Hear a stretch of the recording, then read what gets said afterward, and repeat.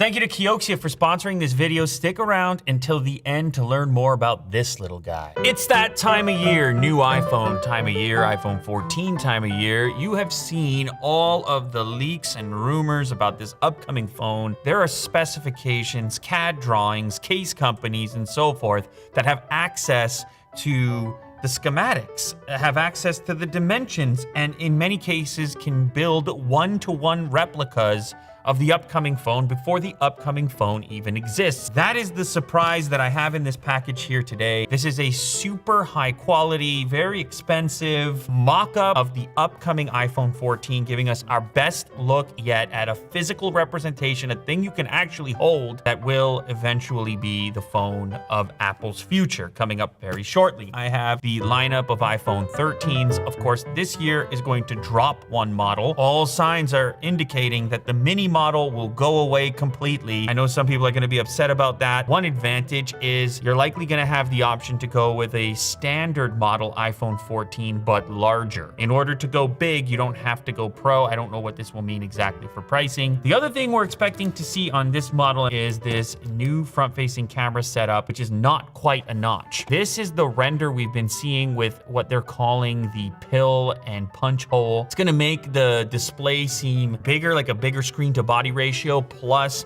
apparently the bezel is going to shrink, just a better ratio. The other thing with these front-facing cameras, they're supposed to be improved with a larger aperture. You're going to get more light coming in on those front-facing cameras. Now, I have picked up a very high-end digital caliper from Japan. All right, maybe you heard of it before, because I want accurate measurements. When I get this thing out of the box, we're gonna find out the exact measurements. And this is the big dog status as far as the iPhones are concerned. It is the 14 Pro Max. The main comparison is against this one right here, the 13 Pro Max. Now keep in mind, it's a non-working model. Things could change, but companies are so confident, case companies, accessory manufacturers are so confident in their CAD drawings that they've gone through the effort of building things to this degree of sophistication. Let's go ahead and open up this box straight from China. Now this thing was delayed. They wanted to send it to me. I was like, okay, I'll take a look. Of course, I'm interested in seeing what this is gonna look and feel like. How similar is it to the previous gen? It's definitely not a massive overhaul. Now the other thing I should mention, having looked at all the leaks and rumors, is the fact that the non-Pro model is still supposed to have the notch. So that's gonna be one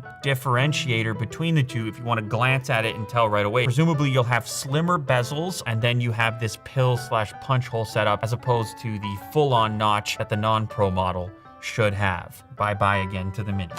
So we have this little velour style bag protected by this air package here. Now in the past, when I've seen these things, I've been amazed. Like I can tell from the weight already, this is not one of these cheap dummy units or clones, but instead it's really made to a premium specification. You can see the back here is covered in red tape to block out, I'm guessing, the logo or to protect the back. Okay, there's more where that came from. Ooh, this looks like it's going to be the darker color, your kind of midnight or whatever they're going to call it. From the back, it looks a lot like the current generation Pro Max, if not identical. Now the camera units grew. They got even bigger. I know that's a surprise to you. We will pull the calipers out because we do need to get to the bottom of it. As of right now, the height looks almost identical. They're so similar in weight. It really feels like an actual functional phone. I'm not seeing antenna bands on this unit. Power switch actually looks a little bit wider. It looks a little fatter. What's crazy about it is it looks like the metal pins are in there. Wow, that is with the screws inside. This thing, watch, it's functional, it works. I booted up, legit iPhone 14. That is amazing. They even have Apple's specialized screws down there. Still the lightning port, no fully wireless iPhone for iPhone 14. Not that anybody expected it. The dreams about a USB-C iPhone, you're still dreaming. It's not happening. It's still a dream, all right? Your dreams about a potential USB-C iPhone, not happening. Not today. Not with the iPhone 14. On this side of the device, where the SIM card tray is, that's not actually removable on this non-working model. Of course, your hold switch is still there, and kind of like the power button, these volume buttons are ever so slightly different in dimension. They're just a little bit fatter. Thickness is concerned, it looks almost identical. If anything, the 14 model here might be a touch fatter, but we'll pull out the digital calipers for that. Up here, we do not have our typical notch. This is gonna be the hole punch plus pill setup that has been rumored, and now it's been built into this non-functioning, non-retail model of the iPhone 14 Pro Max. Okay, now let's get to the important part of this video. My understanding is that this company is well known in the caliper space. Made in Japan, by the way. Look at that, made in Japan. Design on the package, couple of stripes, all right? Nice case so that this thing can hang around and be protected in the Unbox Therapy Studio. This could be useful in the future. Ooh, certificate of inspection. This is no joke right here. My goodness. No wonder these things are so expensive. Look at all the extra. Will, that's a battery. That is a watch-style battery in the package. You didn't believe me. Is Will over there? You didn't believe me, sir. This is incredible stuff. Mitu Toyo. And this is coolant-proof IP67. So even for harsh environments, this thing's gonna stand up to whatever you throw at it.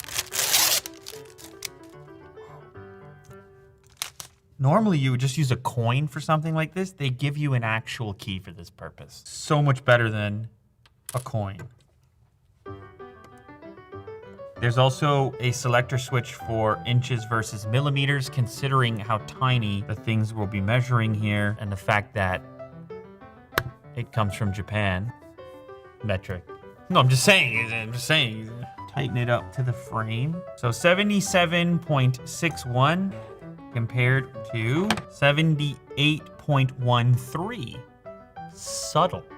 Very subtle. Ever so slightly, little bit wider. Remember though, we were talking about shrinking of the bezels. Ever so slight shrinking of the bezels was the speculation, so that's an interesting finding. So it seemed like the thickness was pretty similar upon me feeling over the edge, but let's go ahead and find out if it's identical. 7.7?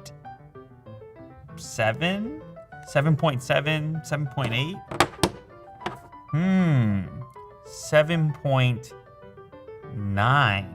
Fatter. Battery life? I don't know. Just a model, take it for what it's worth. These CAD drawings that case manufacturers get their hands on tend to be pretty accurate. After all, the point is to go out and make a case in advance of the release of the phone that's gonna fit on it perfectly. But still, take it for what it is. What does this tell us?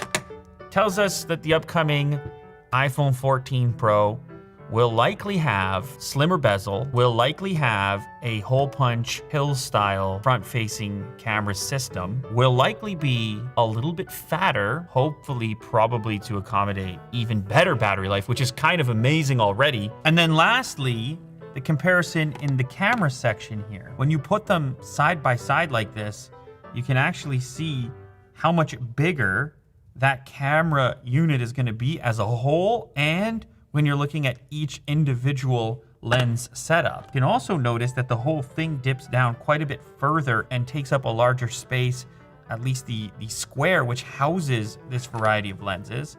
We are working with 16.17 millimeters compared to 15.51. It seems like a very small difference, but for a camera unit, especially times 3, it's kind of substantial. I mean, it's already a monster camera unit, but it's even bigger now. Let's look at the entirety of this section.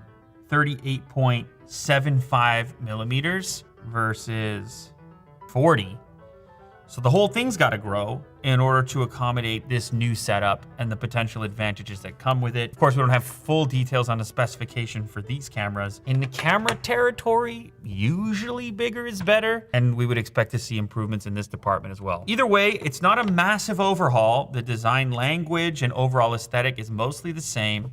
You'll be able to spot the new phone via the bigger camera unit, slimmer bezel, hole punch / pill style design on the front. But I don't think many people are gonna be able to feel the difference in dimension. If you're used to using a current generation Pro Max then this one is gonna feel extremely familiar. So I have a couple of these drawings that I mentioned on my desktop. Essentially the predictions that this particular model unit is built upon. I actually have them for all the different models. And that lineup is gonna look different this time around because you're gonna have 14, 14 Max, 14 Pro, and 14 Pro Max. So let's go ahead and open up these drawings. So the prediction based on these renders is that you're gonna have a device 78.5 millimeters wide by 160.7 millimeters long, 77.6 on width. It actually lines up exactly with this CAD drawing. Well, take that for what it's worth as well.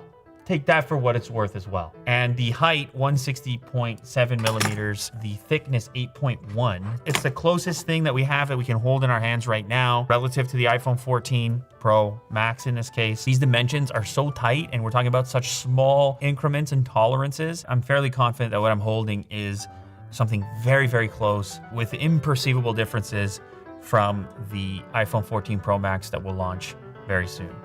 There you have it.